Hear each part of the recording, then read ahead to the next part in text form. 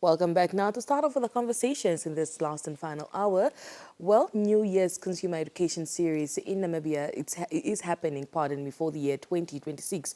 Now, the Namibia Financial Institution Supervisory Authority, NAMFISA, remains committed to enhancing public understanding of the Financial Institutions and Market Act number 2 of the 2021 FIMA.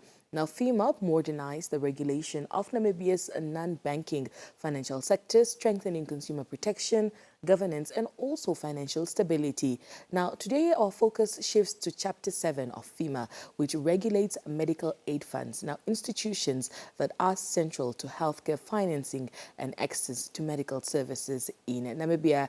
And to help us unpack the importance of this and just to share a New Year's message with Namibians, we're now joined by NAMFISA Consumer Education Specialist, that is Junias Erasmus. Mr. Erasmus, Happy New Year, and it's always a pleasure having you on Good Morning Namibia. Good morning. Compliments for the year. So thank you very much for having me. Right. Now, just to get into the conversation, as we begin the year 2026, please just explain to our viewers what medical aid funds are and why it's important that they are regulated under the FIMA Act. Well, once again, Happy New Year to all our viewers out there at home and all the consumers at all the corners of this wonderful country. Well, medical aid funds are member-based financial arrangements established to pool contributions from members in order to cover medical and healthcare-related expenses. So they play a vital role in ensuring access to healthcare services and in reducing the financial burden associated with medical costs. So because medical aid funds manage significant amount of members' contribution and makes decisions that directly affect access to healthcare, they must operate within a strong regulatory framework. So under the Financial Institutions and Market Act, the Act number 2 of 2021, medical aid funds are regulated to ensure financial soundness, fair treatment of members, transparency in benefits, and responsible governance. So regulations under FIMA protect members and promote confidence in the medical aid sector. I thank you. All right. So what does Chapter 7 of FIMA specifically address in relations to medical aid funds? Well, Chapter FIMA provides a comprehensive legal framework for the registration, governance, and administration and supervision of medical aid funds in Namibia. So it sets out clear requirements on how those funds must be established and managed to safeguard members' interests. So Chapter 7 addresses issues such as the governance structures, the roles and responsibilities of trustees and principal officers, financial management, reporting obligations, and compliance with prudential and conduct standards. So by placing medical aid funds under NAMFISA supervision, so Chapter 7 ensures that those institutions operate in a transparent, accountable, and sustainable manner while prioritizing the well-being of their members. Right. So, Mr. Erasmus, how exactly does Chapter 7 of FIMA protect members of the medical aid funds? Well, Chapter 7 significantly strengthens consumer protection for medical aid fund members. It requires funds to manage contributions responsibly, maintain proper financial records, and provides clear information about benefits, exclusions, and contributions. So, but importantly, FIMA empowers NAMFISAs to oversee compliance and intervene where there is mismanagement, unfair practices, or financial instabilities.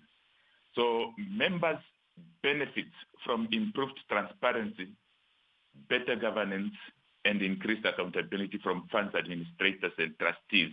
So this means members are better informed, better protected, and less exposed to the risk of financial loss and unfair treatment. All right.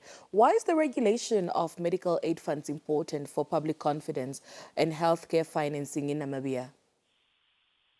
Well, the medical aid funds are a critical pillar of healthcare financing in Namibia. So they help households manage medical costs and support the sustainability of healthcare services delivery. So effective regulations under Chapter 7 of FIMA ensures that medical aid funds remain financially sound and ethically managed. So this builds public confidence and encourages broader participation in member aid schemes.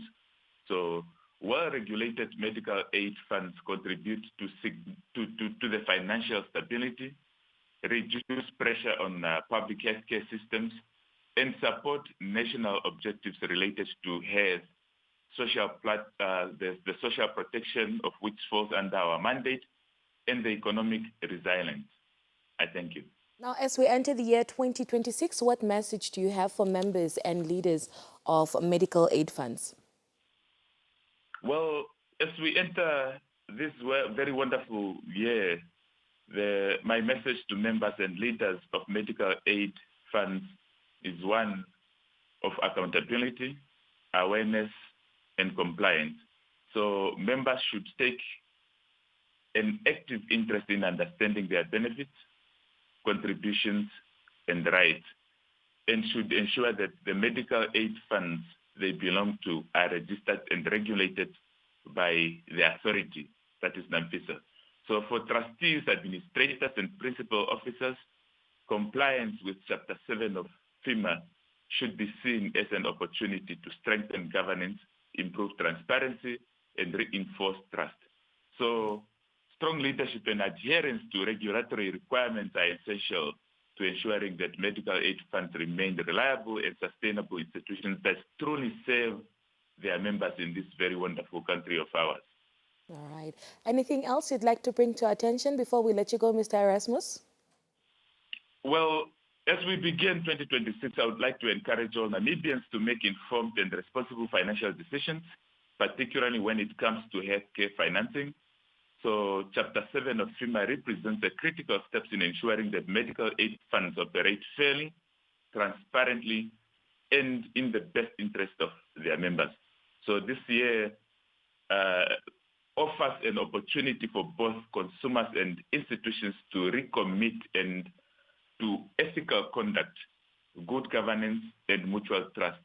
So on behalf of NAMFISA, I encourage the public and all the consumers out there to familiarize themselves with the Financial Institutions and Market Act, that is commonly known as FIMA, and to make use of the consumer education resources that is available on NAMFISA Consumer Education website. So that is the www.namfisa.com.na/educate. And I wish all Namibians a healthy, informed, and financially empowered 2026, a year in which everyone is protected by NAMFISA. I thank you very much. Well,